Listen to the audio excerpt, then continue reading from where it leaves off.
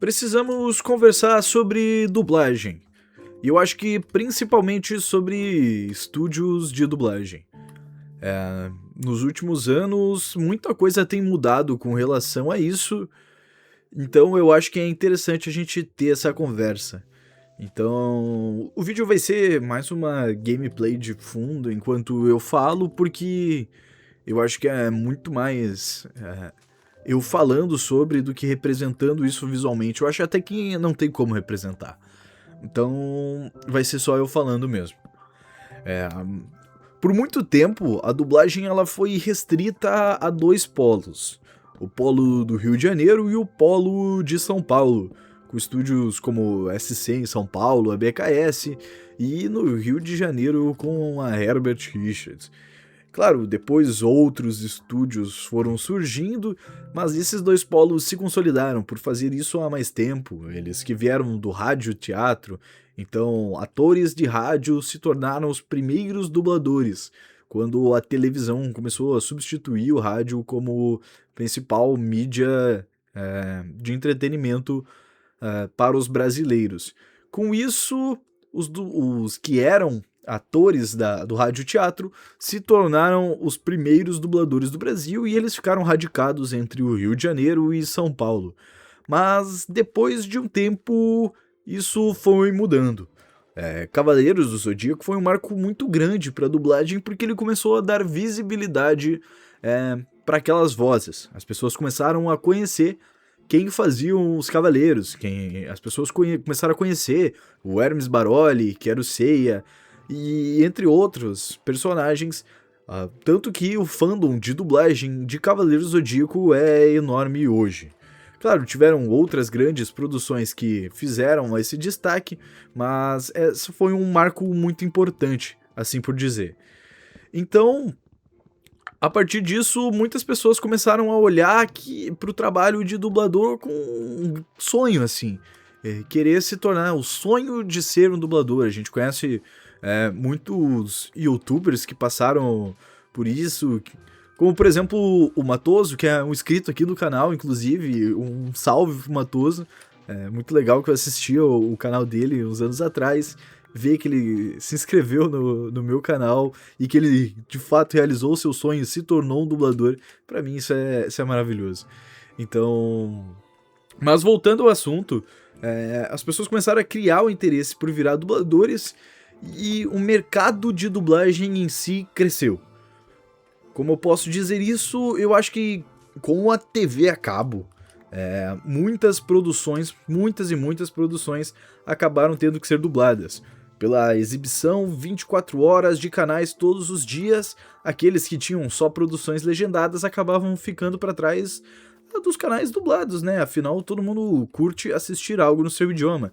Inclusive, toda vez que você tiver que explicar para alguém por que você curte dublagem, cara, na real é bem simples. Porque você gosta de ouvir aquilo no seu idioma. Isso é a resposta mais básica possível. Então, é sobre isso. Mas então as produções começaram a ser dubladas, muitas e muitas produções. Então, com isso, o mercado de dublagem cresceu e teve quem cresceu os olhos para isso. Começaram a ser feita dublagem em outros polos e fora do país. Em Miami, por exemplo, foi um dos primeiros polos fora do Brasil. Na real, acho que de dublagem em si, deve ser o segundo, o terceiro ou quarto polo. Eu acho que ele pode se encaixar como o segundo fora São Paulo e Rio de Janeiro, né? Então, ele seria, tipo, o terceiro polo de dublagem, assim, do Brasil. Então, São Paulo, Rio de Janeiro e Miami foi o terceiro a surgir. Na época, ainda muito inexperiente, com pessoas que não eram atores interpretando. Algo que destoou bastante das dublagens feitas aqui no Brasil, no Rio e SP, por causa da diferença de qualidade. Como eu disse, os atores daqui vieram do rádio. Mas a gente não tá aqui para falar mal de estúdio nenhum, a gente tá aqui para falar apenas dos fatos. E fato é que diversos estúdios começaram a surgir nos últimos anos. O principal caso deles sendo a dublagem em Campinas, que a gente pode ver, porque foi algo que se popularizou muito falar sobre. Então, muita gente falou sobre a dublagem de Campinas, criticou quando eles surgiram. Eu acho que eles existem assim mais ou menos desde 2012, mas acho que se popularizaram mesmo com o Rick and Morty, com uma dublagem boa, e a Netflix começou a olhar para isso como um mercado alternativo que eles poderiam mandar as produções deles e acabou mandando em grande escala para lá, dubladores inexperientes ainda, com poucos trabalhos na carreira, e uma enxurrada de críticas apareceu. E eles foram tirados para Cristo, assim por dizer. Então, ali foi o surgimento dos próximos estúdios de dublagem aí. Campinas, a mesma coisa aconteceu com Curitiba, que dublou até alguns animes, Sirius the Eager, como é que é o nome? Não é Aria, não, Aria não. É a Aiko, Aiko. Aiko foi dublado em Curitiba também, e foi assim que esses outros estúdios surgiram. Então, surgiram não, se popularizaram no caso, né? Assim por dizer. E então, com isso, mais e mais produções foram mandadas para lá, até que, claro, com desconfiança do público, tal, porque são estúdios novos, mas esse fenômeno veio dar uma mudada a partir de 2020, 2021, quando tudo parou. Você sabe muito bem o que aconteceu nesses anos aí, e tudo parou, inclusive a dublagem. No Rio de Janeiro e em São Paulo, que eram os polos principais. Hollywood foi afetado, e claro, isso transpassou para todas as áreas, não ficou apenas no entretenimento. E com isso, uma coisa mudou, que foi a dublagem remota. Ela começou a acontecer porque alguns dubladores...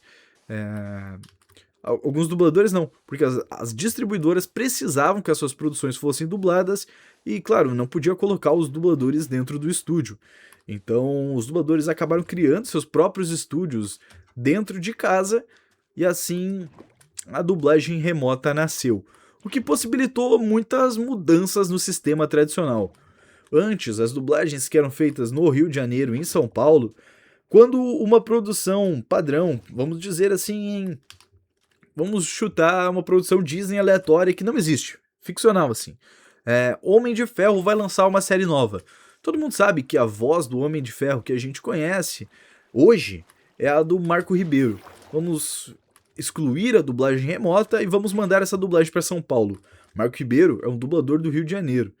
Então não teria como o Marco Ribeiro fazer o Homem de Ferro caso fosse dublado em São Paulo dentro de um estúdio nas perspectivas sem uma dublagem remota. Com isso, muitas trocas aconteciam de um ator para outro. Então era comum um ator ter uma voz em São Paulo e uma no Rio de Janeiro. É o caso do Jim Carrey, que tem a voz do Marco Ribeiro no Rio de Janeiro e a voz do Tata Guarnieri em São Paulo. São vozes bem marcantes e você com certeza lembra de ambas. Isso também acontecia com... Todo mundo lembra das duas versões de Crepúsculo, inclusive uma Rio de Janeiro e outra em São Paulo, que se fosse para redublar com dublagem remota, hoje provavelmente teríamos as mesmas vozes. Algo que na época era impensável, para não dizer impossível, porque se tornava muito caro e, sabe, quem tá nesse mercado tá para lucrar e mandar um dublador para São Paulo, pagar hospedagem e coisa acaba se tornando um pouco caro para quem só quer lucrar em cima. Então era inviável chamar dubladores de outros polos e com a dublagem remota isso acabou. Simplesmente você poderia chamar o dublador do Rio de Janeiro que você tanto admirava para fazer a sua produção, já que ele em casa com o estúdio dele fazia toda a gravação de voz, você fazia direção remota e você coloca ele na sua produção. Pronto, está resolvido esse problema. Você pode escalar quem você quiser, do canto do Brasil que você quiser.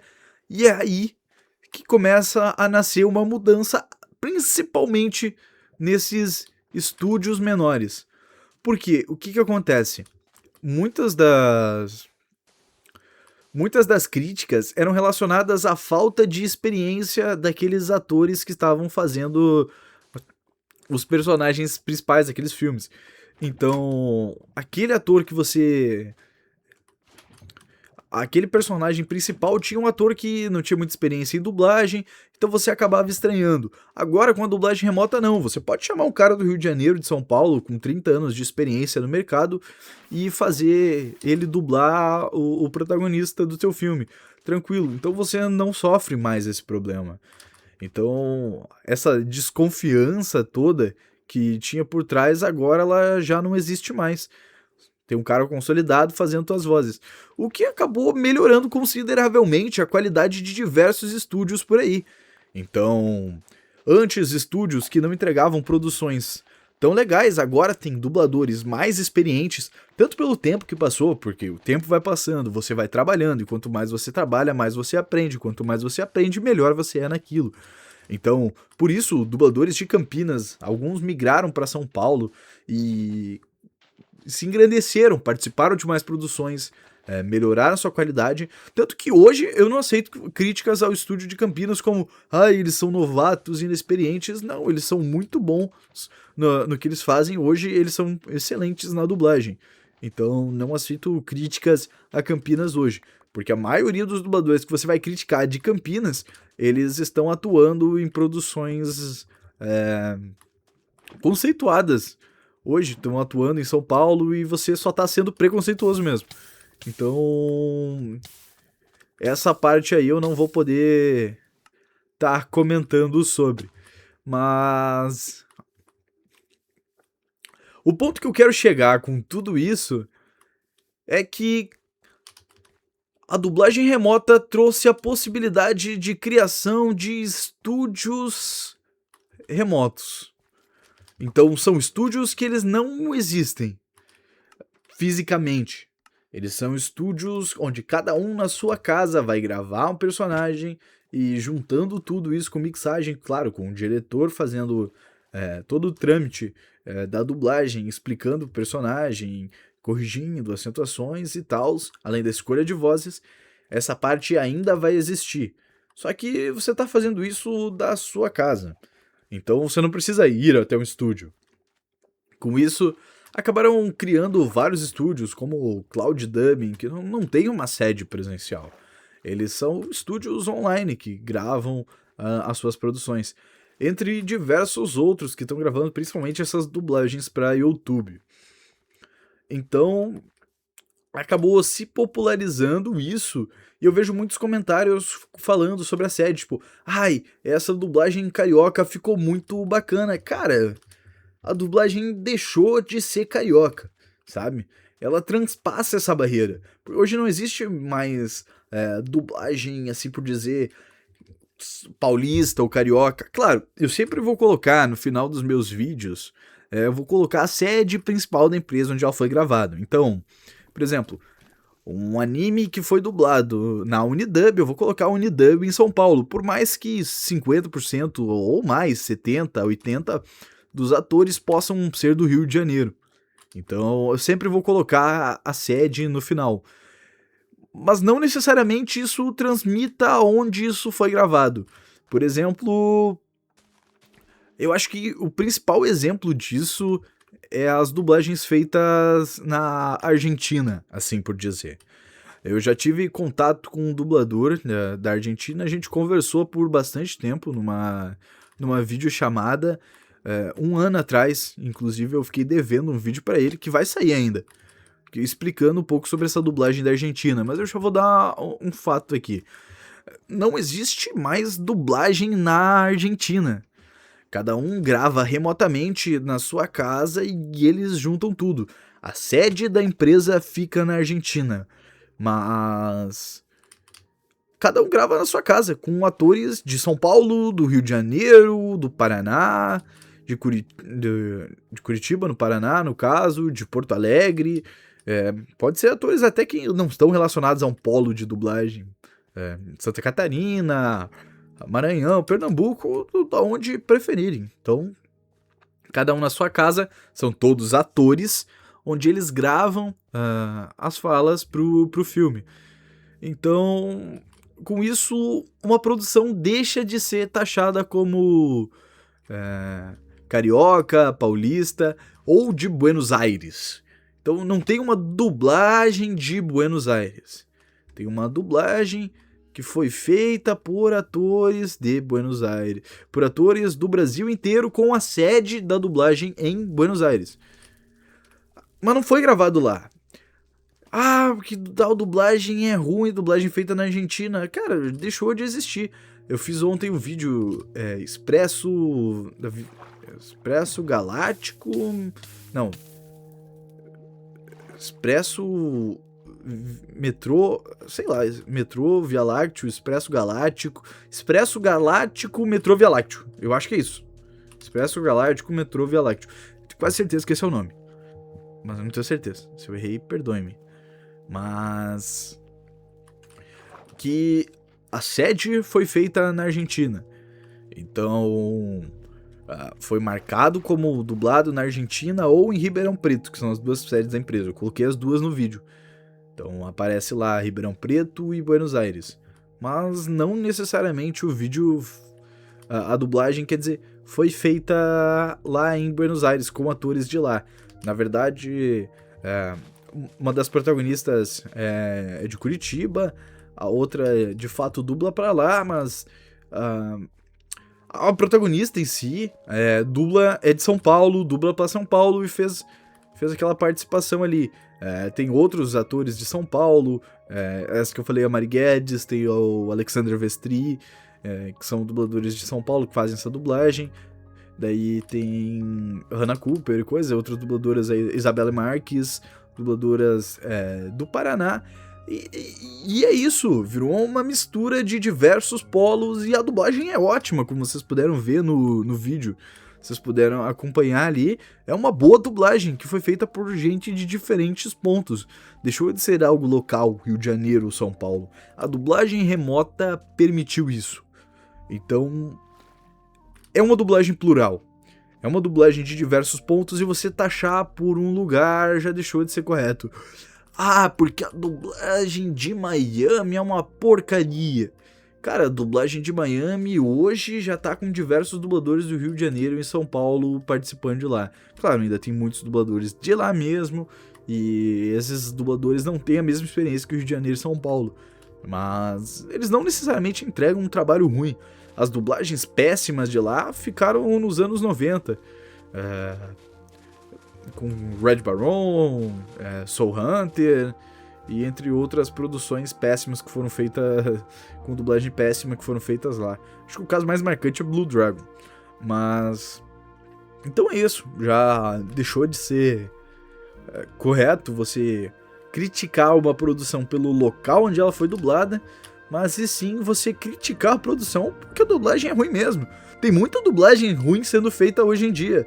E não necessariamente porque ela foi feita em Curitiba, não necessariamente porque ela foi feita em Campinas, porque ela foi feita em Miami, porque ela foi feita na Argentina. Tem muita dublagem ruim no Rio de Janeiro e em São Paulo. Pô, eu vou criticar agora uma dublagem que, assim, tá no meu coração e no coração de muita gente. As duas dublagens de Super 11 são péssimas. Tanto a primeira dublagem feita nos estúdios da Centauro, em São Paulo, tem diversos atores consagrados que são mais salvos pela nostalgia e pela lembrança desses atores em outros projetos. Dubladores que fizeram outros projetos excelentes, mas que, cara, a primeira dublagem de Super 11 marcou minha infância. É o meu anime, é o anime favorito da minha infância.